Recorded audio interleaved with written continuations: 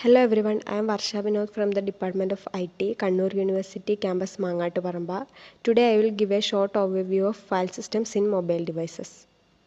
A mobile file system organizes, stores and protects data on a phone. It manages apps, system files and media while ensuring speed and security.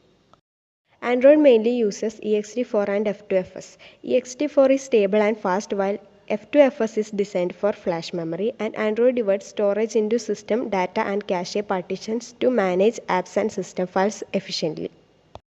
In the case of iOS, it uses APFS, a modern file system with a strong encryption, fast performance and snapshot support for smooth backups and updates.